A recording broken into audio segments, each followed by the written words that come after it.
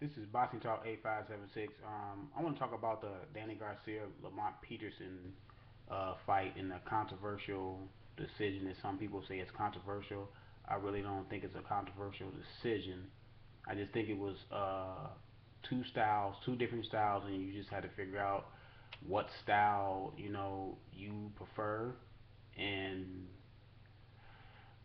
who better presented themselves the best in the ring as far as trying to, you know, put will their style against the other guy's style because boxing is a match of wills. You're trying to will your style on another guy's style to win the fight.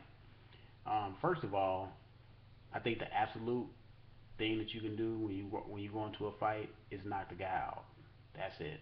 You take it out of the judge's hands because once you go to a decision, then it's up to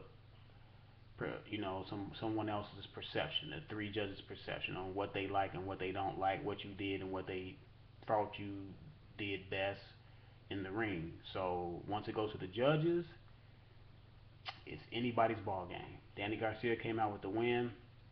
Let me say this: I did pick Danny Garcia to win the fight before this fight happened. I picked Danny Garcia to win the fight, so I don't want to think anybody to think I was biased. I'm not biased. I scored the final fight for Danny Garcia, but I want to go round by round and tell you why I scored the fight for Danny Garcia.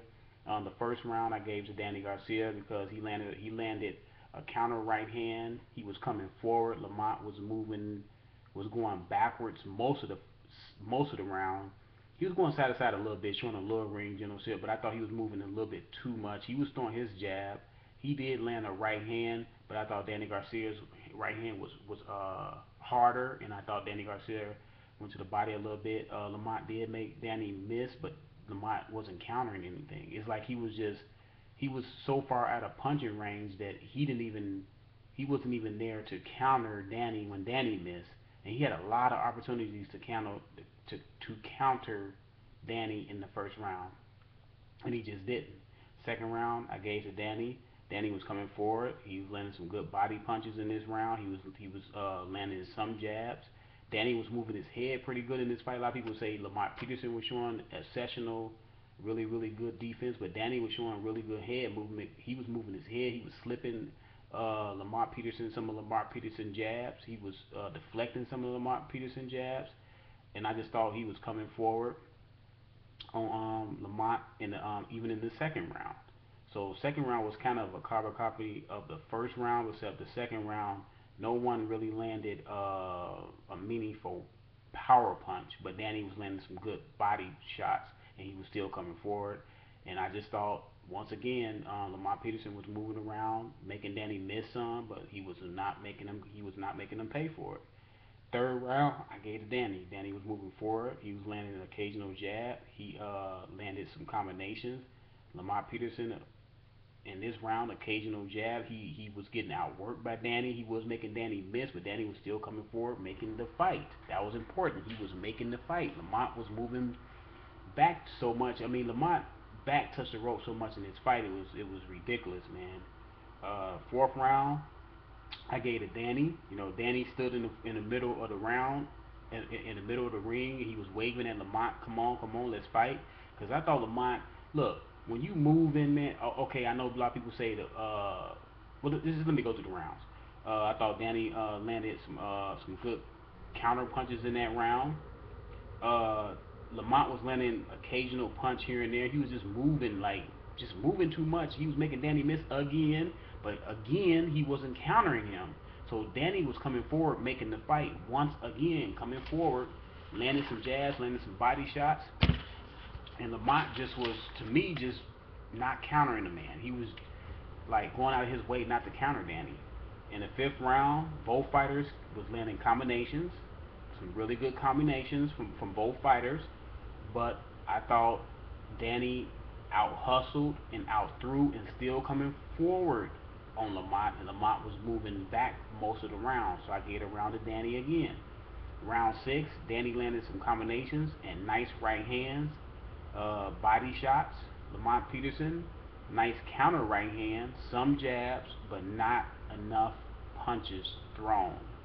And again, moving a lot, getting his back on the ropes, and not countering Danny when he made Danny miss. He made Danny miss a lot in this fight, but in these rounds, but he never countered Danny to the point where I had to say, okay, this is his round. He would counter Danny here and there at all the opportunities he had.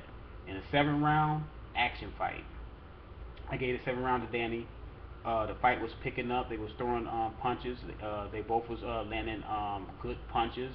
I thought Danny threw more. Danny was more committed to his punches. He was coming forward again on Lamont. Lamont was moving backwards.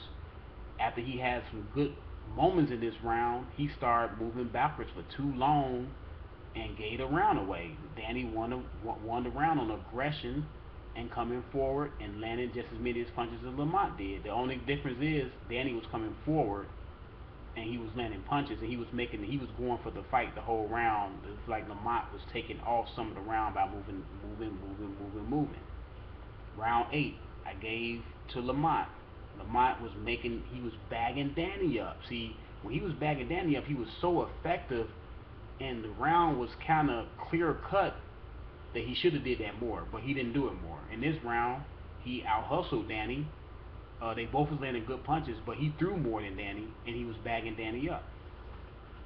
Round 9, action round. I gave it to Lamont. He was bagging Danny up again. He was landing good body punches, and he started landing body punches. He started landing combinations. He started throwing his right hand more.